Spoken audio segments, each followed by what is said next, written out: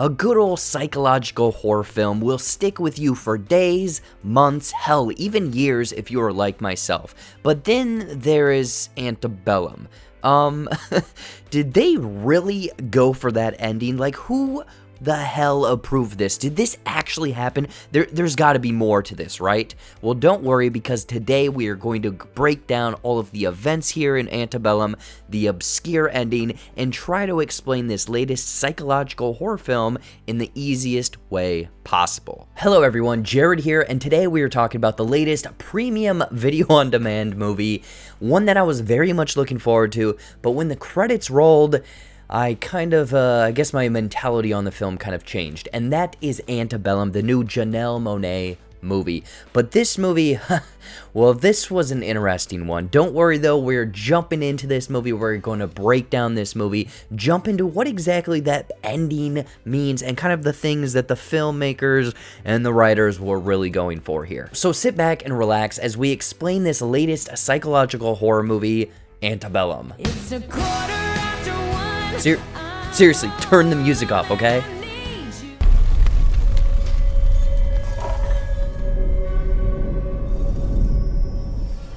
So it is safe to say if you're watching this video, then you threw away $20 on this premium video-on-demand movie, or you couldn't care less about spoilers. If not, here's a quick refresher. Antebellum opens on what appears to be the 19th century southern plantation, where we see our main character of Eden, played by Janelle Monáe, being brought back via horseback after a daring escape. But these southern white racists are not messing around, because the man Eden tried to escape with is brutally beaten and the woman is shot right in the head. So, yay, I'm excited to watch Antebellum. Insert awkward pause here. The next 30 to 40 minutes, we essentially see black people pick cotton, be sexually assaulted, beaten, dehumanized, Eden getting branded by her owner, who is referred to as him or H-I-M, and a whole bevy of other things to show the violent history of slavery. All of a sudden, a cell phone rings, and poof!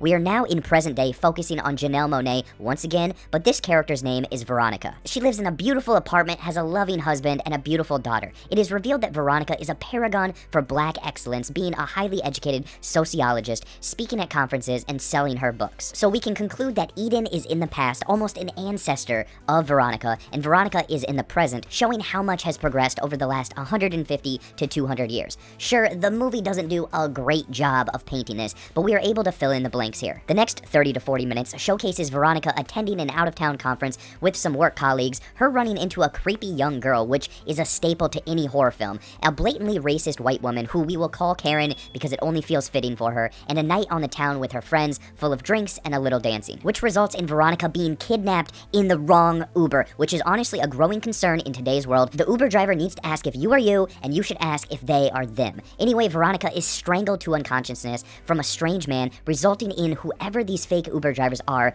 getting what they want. Okay, now that we're all caught up on Antebellum, let's get into the last 20 to 30 minutes of this movie and figure out who exactly kidnapped Veronica and get into that shocking, and I mean shocking, ending that will literally take your breath away. Just move on. Alright, so Veronica has been kidnapped by what appears to be that racist Karen from earlier in the movie, wearing some sort of unique pendant, only to wake up in what appears to be a 19th century plantation with someone now calling her Eden. That's right, the beginning of the movie was no flashback. Eden is Veronica.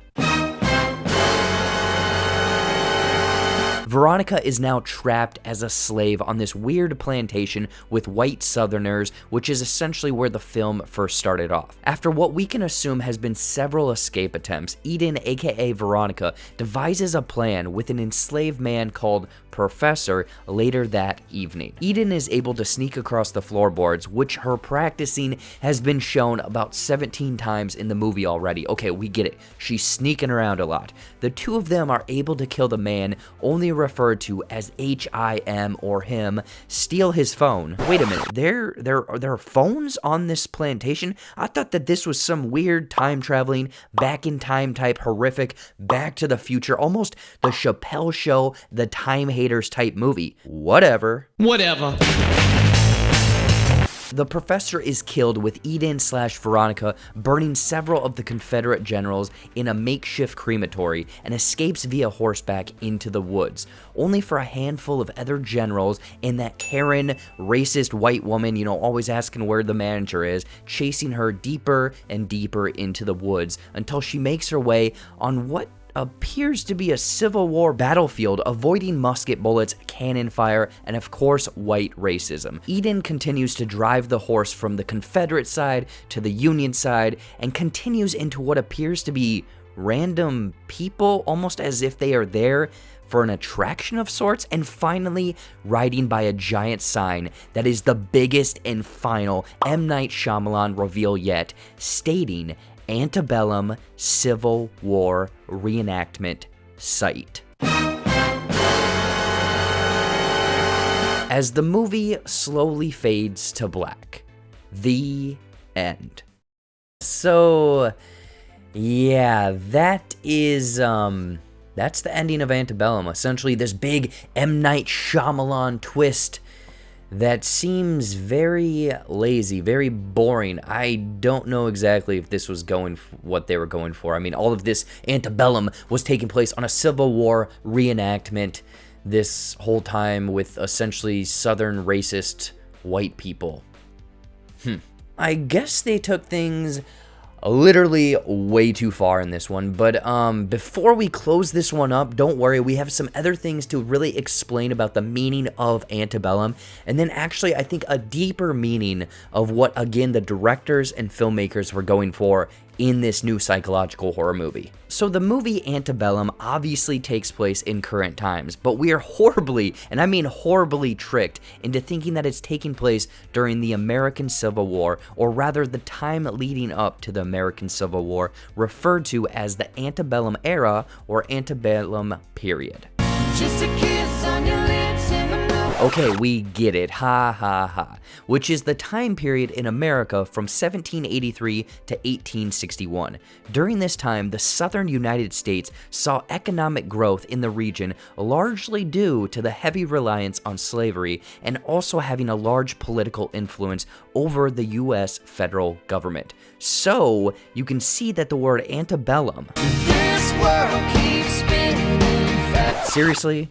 The world has a negative connotation towards it, specifically when it comes to slavery. But also in the movie, Veronica's book cover has a design of a butterfly on it, along with a lot of the marketing material from the posters to the trailers of Antebellum. Wanna go back in time. Okay, if you do that one more time, I'm leaving. The trailer have also used this image of a butterfly, which is closely tied to the act of metamorphosis, in which a caterpillar made of the same cells transforms into something more, something different, but is still made of the same cells, which can tie back to the acts of racism here in Antebellum. It's a quarter after one. I'm up. Okay, I am done. I am leaving. Goodbye. Sure, people, policies, the world has evolved, gone through almost a metamorphosis in a sense, but the same cells, in this case, the act of hatred and racism, is still very much alive in people and in our world, coming from the same places, and all of this is enough and needs to change.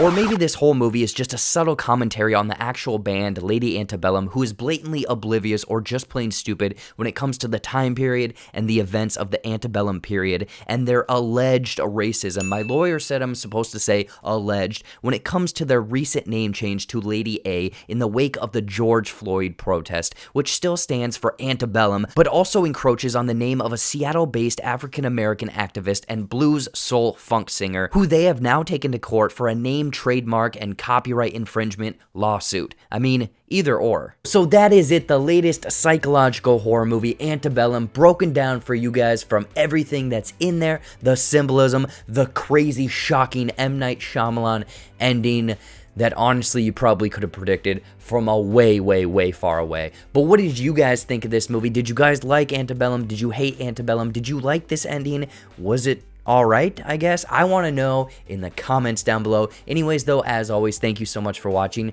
Watch some more videos up there or right over there, you know, brand new content every single week here on the J-Box Studios channel. These Ending Explained Poorly videos take a lot of time, a lot of resources, a lot of writing, a lot of filming. Please, God, just comment and like on this video. Please, please, please like this video, subscribe to the J-Box Studios channel, and until next time, we'll see you later.